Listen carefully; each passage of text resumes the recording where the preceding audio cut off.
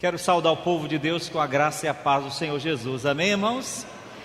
Louvado seja Deus. Estamos agradecidos muito ao Senhor pelo privilégio de estarmos de volta ao púlpito da igreja. Nós tiramos, minha família e eu, 15 dias de recesso nesse início de ano para renovar um pouco as energias físicas e mentais e espirituais também, a fim de retomarmos as nossas atividades no ano de 2019, que eu creio tem muita coisa que Deus vai fazer na vida de cada um de nós e sobretudo na vida de nossa igreja. Amém?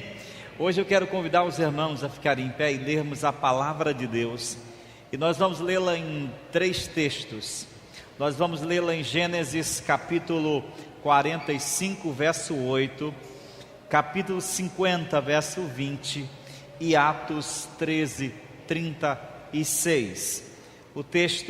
Esses textos estão projetados para a nossa leitura. Pode acompanhar conforme a projeção.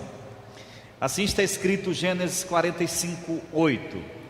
Assim não foram vocês que me mandaram para cá, mas sim o próprio Deus, que me tornou ministro do Faraó e me fez administrador do palácio e governador de todo o Egito.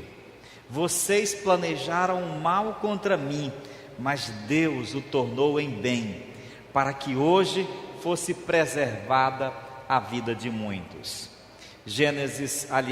Atos capítulo 13, verso 36 diz assim: Tendo, pois, Davi servido ao propósito de Deus em sua geração, adormeceu, foi sepultado com seus antepassados e o seu corpo se decompôs. Repetindo, tendo, pois, Davi servido ao propósito de Deus em sua geração, adormeceu.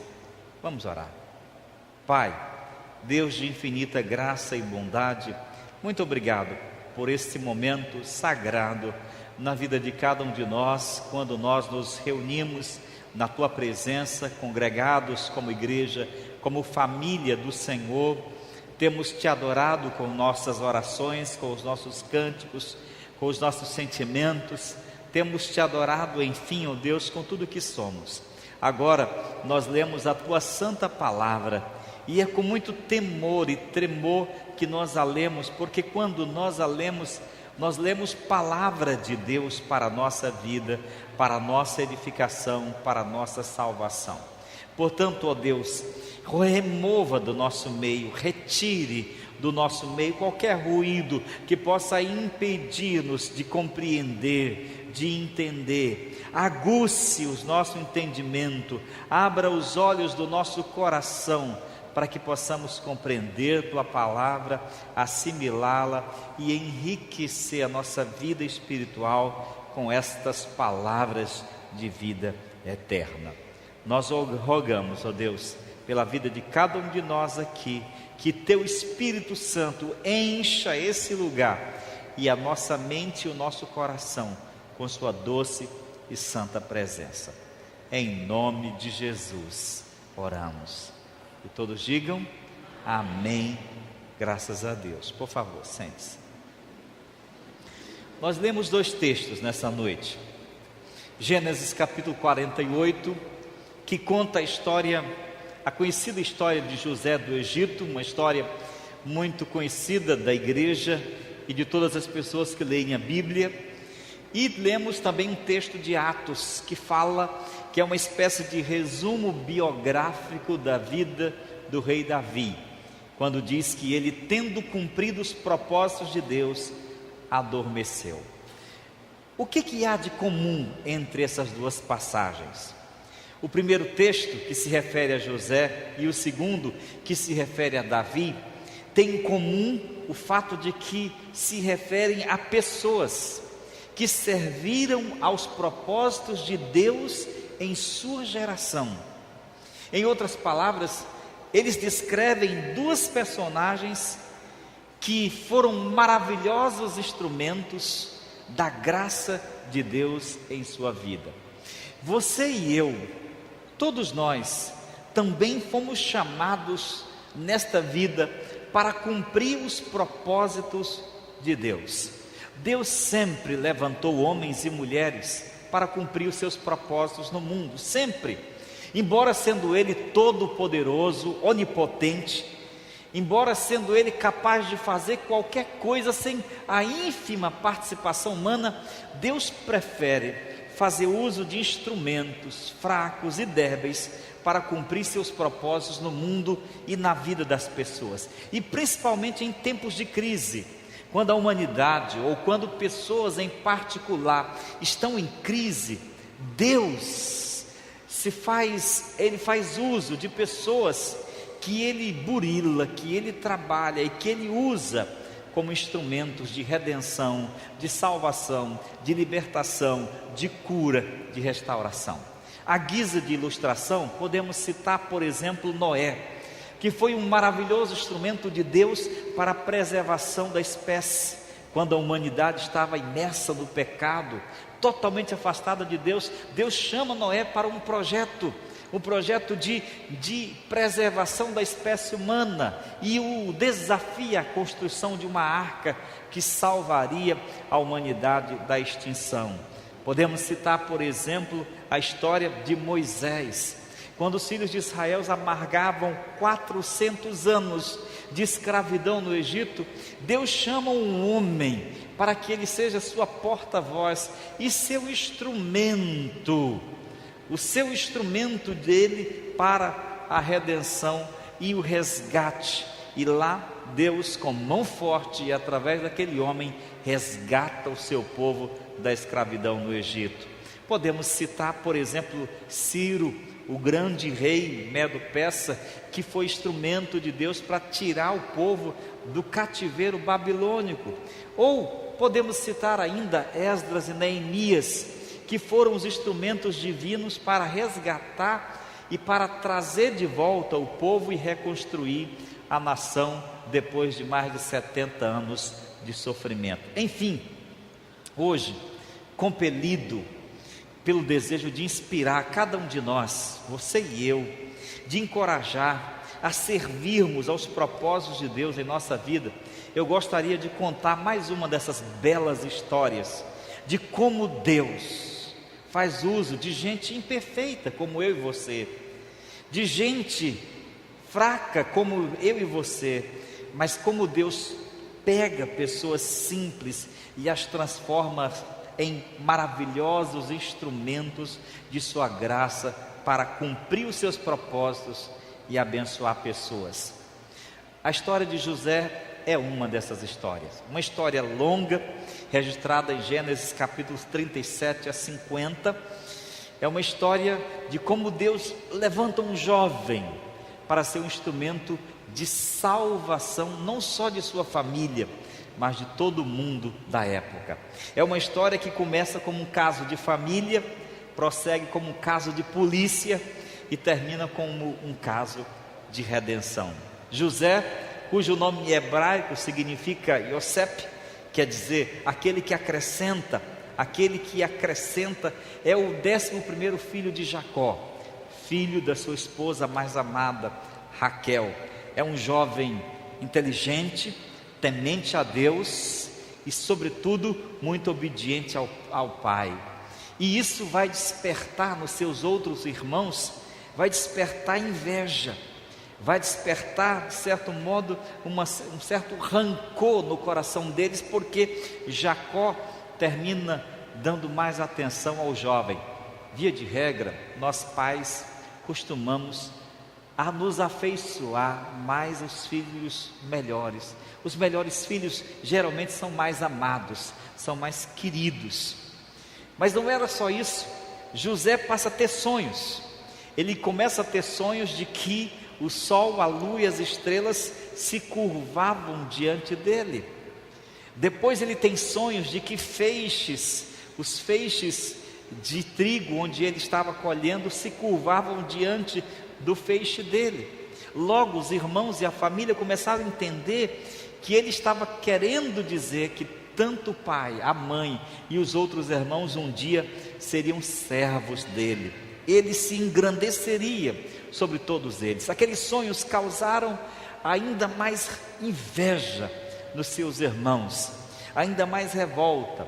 E certa feita, quando o pai o mandou para o campo e olhar como os seus irmãos apacentavam as ovelhas, os outros irmãos arquitetaram um plano maligno para tirar sua vida.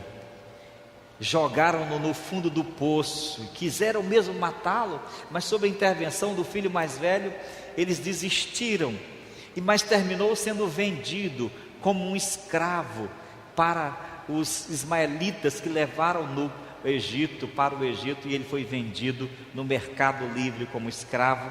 E voltando ao pai, os seus irmãos disseram que ele possivelmente teria sido devorado por uma fera selvagem.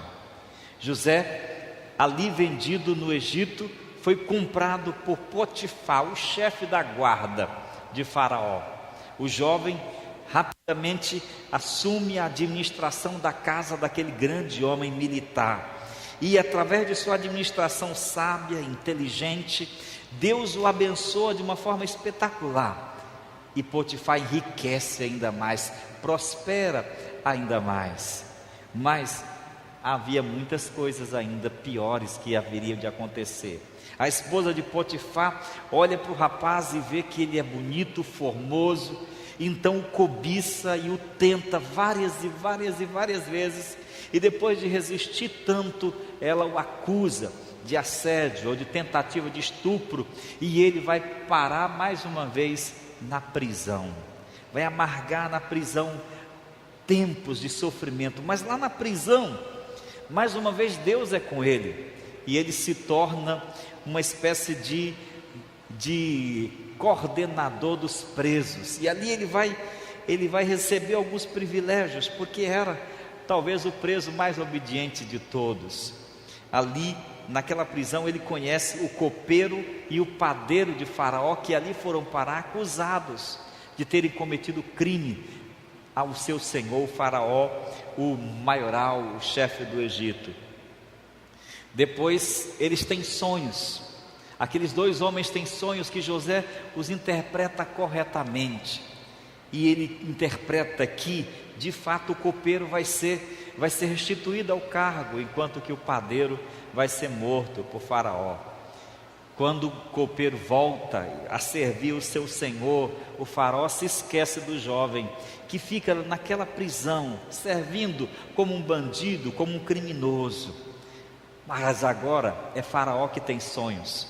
Faraó tem um primeiro sonho, certa noite, de que ele estava em frente às margens do Nilo, quando 7 vacas gordas passaram diante da sua frente, mas logo em seguida 7 vacas magras acompanharam aquelas 7 gordas e devoraram repentinamente aquelas 7 vacas gordas. Teve ainda outros sonhos, de que ele viu 7 espigas cheias sendo devoradas por 7 espigas magras. Ele acordou aturdido, não sabia o que fazer, o que significava aquele sonho, o que significavam aquelas histórias. Mandou chamar os seus sábios, os seus encantadores, todos os homens do Egito, e ninguém sabia a resposta.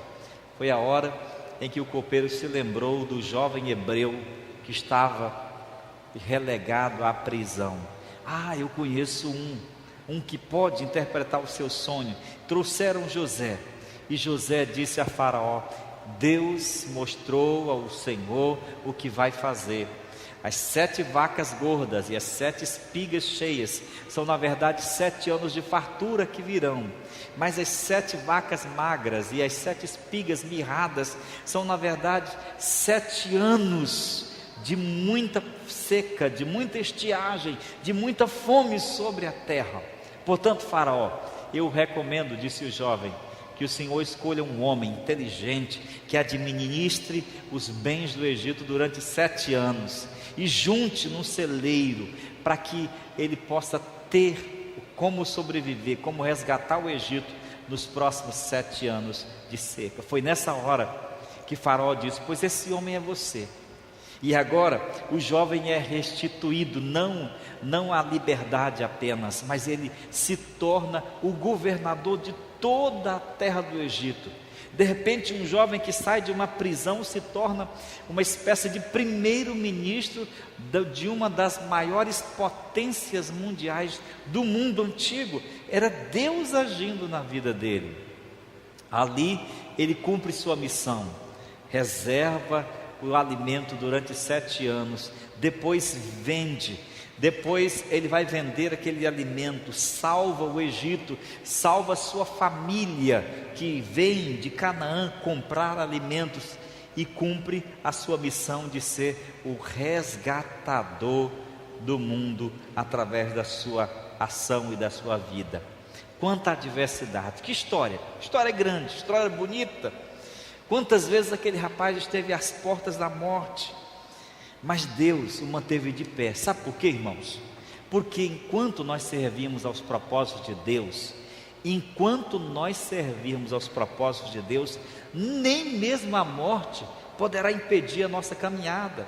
Nem mesmo a morte, enquanto você tem propósitos de Deus, enquanto Deus ainda vai fazer alguma coisa na sua vida, enquanto Deus ainda vai usar a sua vida para fazer alguma coisa, para cumprir planos para Ele, nem a morte o atingirá. Mas como são as pessoas que Deus usa para cumprir os seus propósitos? Como são elas? Qual é o perfil daquelas pessoas que Deus usa como instrumento da sua graça? Assim, baseado nessa história, eu quero traçar um perfil daquele que Deus levanta para cumprir seus propósitos no mundo. Em primeiro lugar, a pessoa que serve aos propósitos de Deus é uma pessoa que tem uma trajetória marcada por sonhos. É uma pessoa que tem uma trajetória marcada por sonhos. José era um sonhador. Verso 5 do capítulo 37 diz assim: teve José um sonho. O verso 9 diz assim: teve ainda outro sonho. O jovem tinha sonhos. Seus sonhos eram sonhos proféticos. Ele recebia revelações daquilo que Deus ia fazer no futuro, na sua vida e através da sua vida. Sabe, meus irmãos, as pessoas que Deus usa para cumprir seus propósitos são pessoas que também têm sonhos. Não sonhos que se tem à noite. Os sonhos de José eram sonhos dormindo, mas Deus usa mais pessoas que têm sonhos acordados, que têm projetos, que sonham os sonhos de Deus, que sonham os projetos de Deus. Homens que Deus usa, pessoas que Deus usa para abençoar o mundo, são pessoas que sonham a vontade de Deus, que querem cumprir os desejos de Deus, que querem ser instrumentos de Deus. Como Caleb que tendo sido ele, como Josué, o único da sua geração que não negou a Deus e que não deixou de crer na promessa de Deus, aos mais de 80 anos ainda reivindicava a posse de Hebrom. Por quê? Porque ele se manteve de pé. Deus usa pessoas que têm sonhos de ser bênção de Deus, sonhos de ser instrumentos de Deus, sonhos de ser projetos de Deus. Um pastor conversava com outro e disse assim: eu soube que seu pai perdeu a visão. De fato, o pai do outro pastor teve uma doença séria nos olhos e ficou totalmente cego, que também era um pastor. O nobre colega disse assim: mas eu quero corrigi-lo dizendo que meu pai não perdeu a visão, ele perdeu a vista. Porque outro dia eu cheguei na casa dele, ele disse: meu filho, esse ano nossa igreja vai abrir mais 5 trabalhos missionários. E esse ano nós vamos sustentar mais 10 missionários no campo. E esse ano nós vamos abrir uma escola para crianças de rua. E ele foi contando os seus sonhos, suas visões, seus desejos de fazer mais para Deus, de ser instrumento de Deus. Quando Martin Luther King, você conhece muito bem a história, aquele pastor negro americano que se levantou contra contra a segregação racial nos Estados Unidos, decidiu lutar contra aquele mal que assolava naquela nação, ele deu sua vida por um sonho, porque seu desejo era ver uma sociedade, um mundo livre de distinções de raça, de cor, onde as pessoas seriam tratadas não pela sua cor, por sua condição social, mas pelo seu caráter, por aquilo que elas são, e não por a raça ou qualquer outra distinção. Ele sonhou com um mundo melhor e deu a sua contribuição, e Deus o usou naquela marcha contra a segregação racial. Irmãos, o mundo deve mais a Deus e a instrumentos humanos imperfeitos do que a ideologias, a filosofias que pouco fizeram pelo mundo, pouco fizeram a não ser dividi-lo. Por exemplo, não se diz geralmente, mas os primeiros a lutarem contra a escravidão no mundo foram os cristãos ingleses, através de William Wilberforce, um político cristão inglês que levantou sua voz defendendo a dignidade humana, o direito de todas as pessoas serem livres e de servirem e de trabalharem e de terem direitos iguais. Ele deu sua vida por essa causa. A pessoa que Deus usa para cumprir seus propósitos são pessoas que sonham os sonhos de Deus. Sonhos para Deus. Sonhos de ser bênção na vida da sua família, de ser bênção na vida dos seus amigos, de ser bênção na vida do seu patrão, dos seus empregados. Sonhos de Deus, sonhos de ser instrumentos de graça, de perdão, de salvação, de cura, de libertação. Ore ao Senhor nessa noite dizendo: Senhor, faz de mim um instrumento da tua graça na minha família, para o meu marido, para minha esposa, para os meus filhos. Senhor, faz de mim um instrumento de graça, de perdão, de cura, de bondade na vida das pessoas. Sonhe, porque pessoas que de fato servem aos propósitos de Deus, elas querem ser instrumentos de Deus nesse mundo. Em segundo lugar, a pessoa que serve aos propósitos de Deus reconhece Deus como o autor de sua história. Autor de sua história. No capítulo 45, verso 8, José diz assim: assim não foram vocês que me mandaram para cá, mas sim o próprio Deus. Ele me tornou ministro de Faraó e me fez administrador do palácio e governador de todo o Egito. O jovem agora estava diante de seus irmãos, que em mais uma estratagema escusa, dizendo que o pai o havia mandado para que ele perdoasse o crime que eles cometeram. José disse: eu não estou no lugar de Deus, eu não vou condenar vocês, eu os perdoo, porque não foram vocês que fizeram tudo isso, vocês fizeram tudo isso, mas Deus era o autor da minha história, o autor da minha vida. Vocês me fizeram mal, mas Deus transformou tudo isso em bem.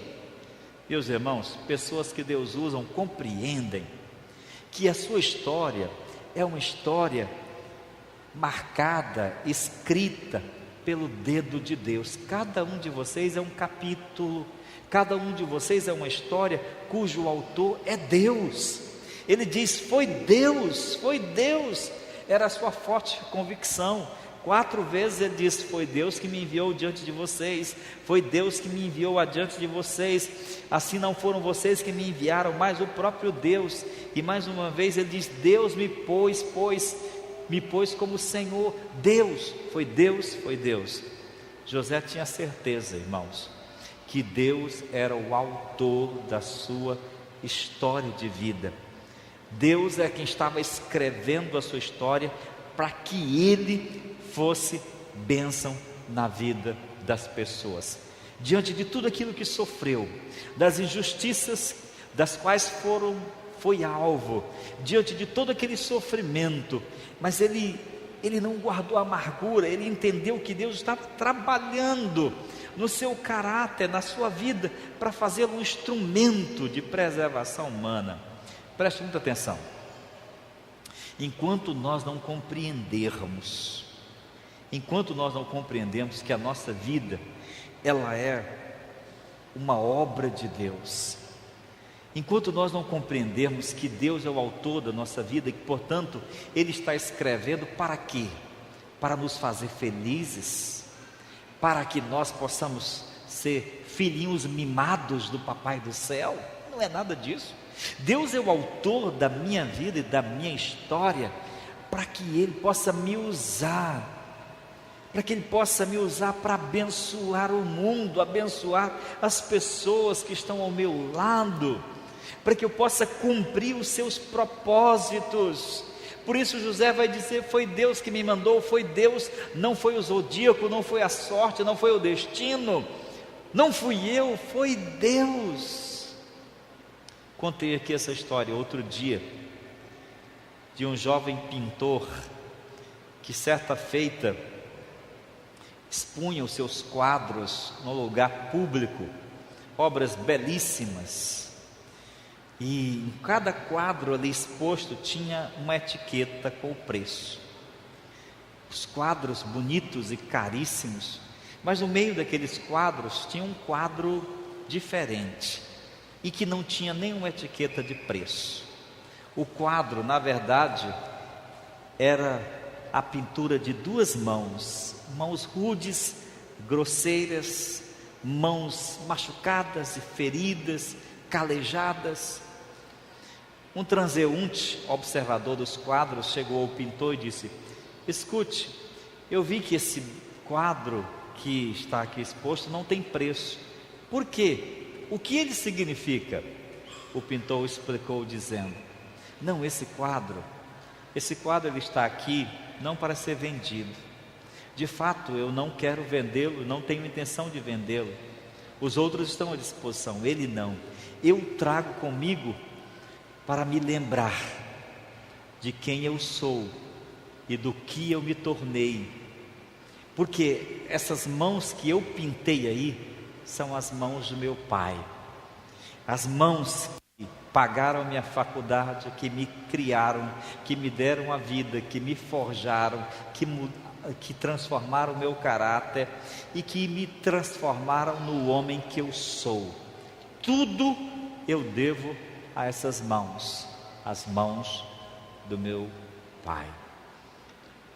Nós nunca devemos esquecer que o que nós somos, o que nós temos e o que ainda teremos e haveremos de ser são resultados das mãos de Deus, porque é Ele que escreve a nossa história. E como crente em Cristo Jesus, como igreja, nós somos resultados das mãos furadas de Cristo Jesus, que entregou sua alma por nós. Nunca esqueça disso.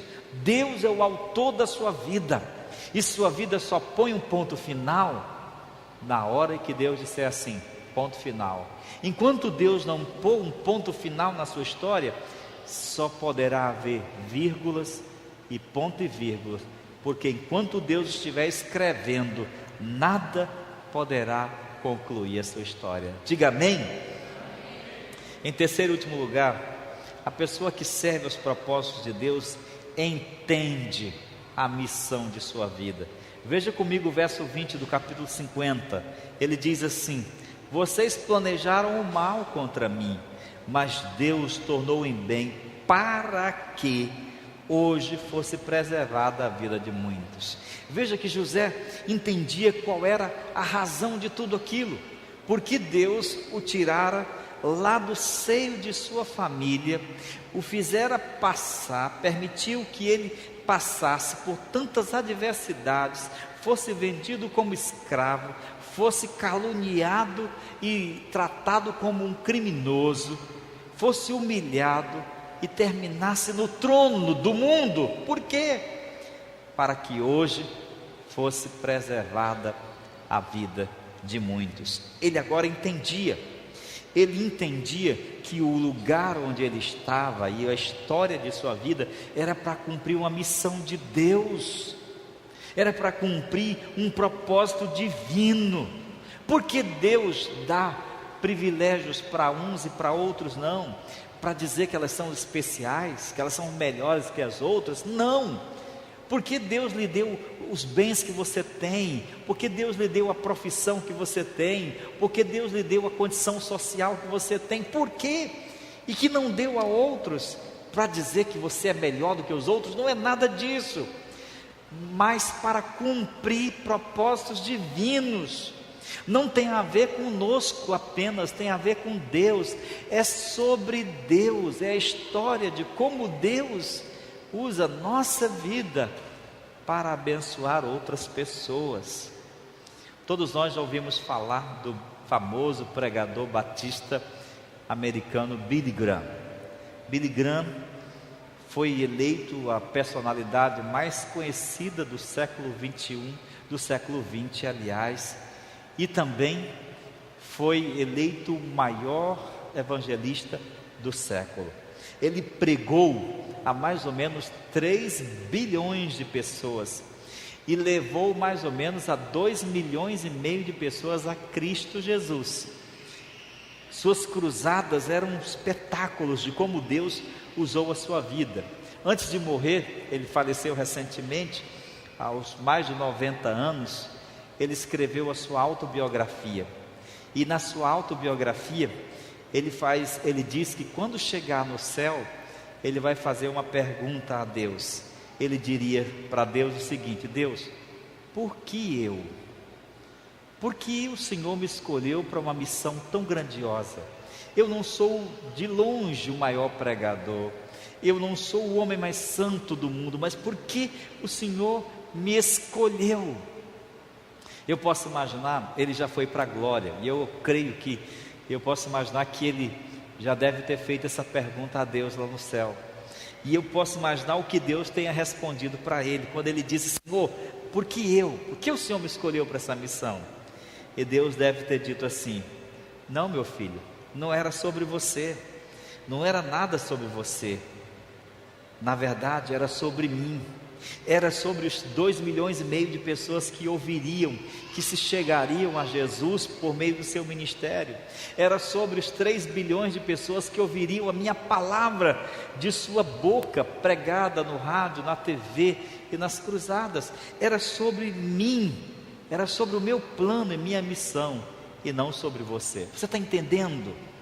Tudo que você é, tudo que você tem, tudo que você conquistou, toda a nossa história de vida, não é somente sobre nós, é sobre Deus, é sobre como Deus quer usar as nossas vidas para cumprir propósitos dEle no mundo, como pais, na vida dos nossos filhos, como filhos na vida dos nossos pais, como profissionais na vida da nossa empresa, como cidadãos no mundo, como cristãos no corpo de Cristo, como ministro na igreja. É para cumprir propósitos de Deus, os lugares que ocupamos, as funções que exercemos, as honras e os privilégios que recebemos, a nossa vocação, a nossa profissão, tudo que temos e somos, nos foram dados, ou nos foi dado por Deus, para cumprir propósitos.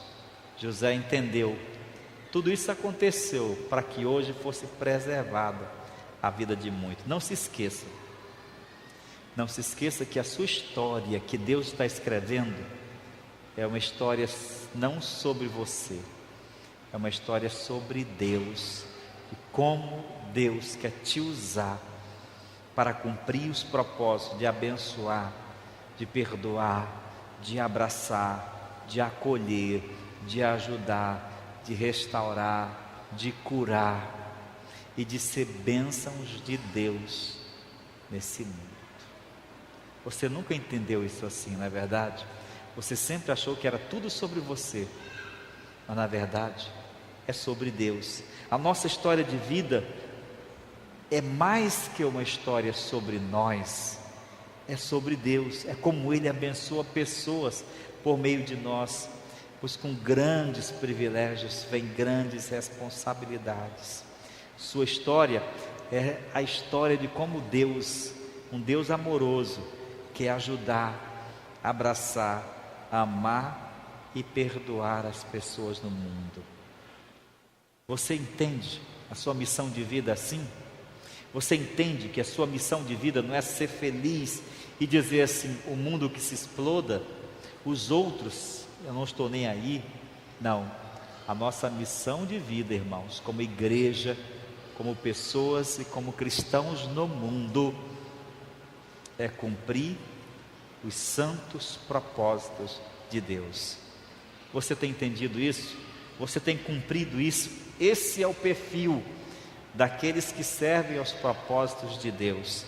Tem uma trajetória marcada por sonhos, reconhece Deus como autor de sua história, entende a missão de sua vida no mundo. Amados, quero conclamá-los, encorajá-los a cumprirmos os propósitos de Deus, os desígnios de Deus para a nossa vida nesse mundo.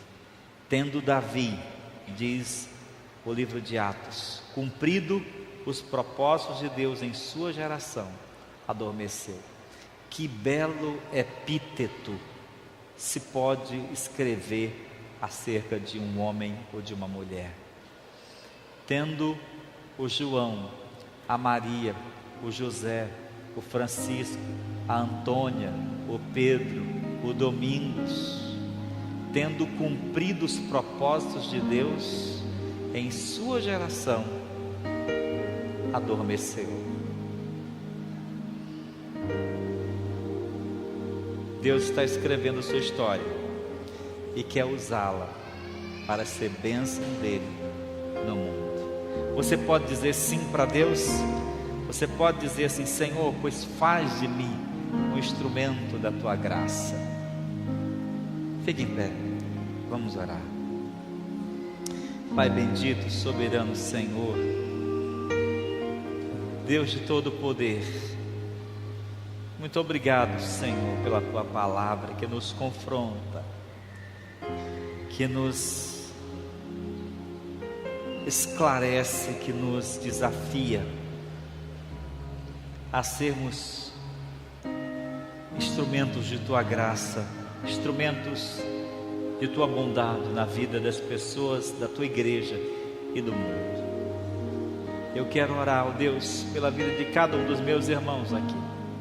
Nos ajuda a discernir tudo que ouvimos e a não só isso, mas a vivermos voltados para a missão da nossa vida, a um Deus que está escrevendo a nossa história para a sua glória, para o seu louvor e para cumprir os seus propósitos.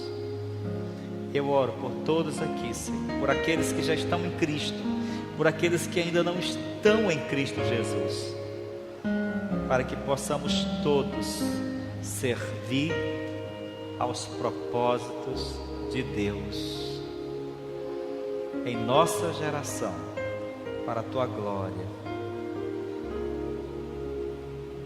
Amém. Louvado seja Deus. Deus abençoe sua vida. Por favor, sente-se.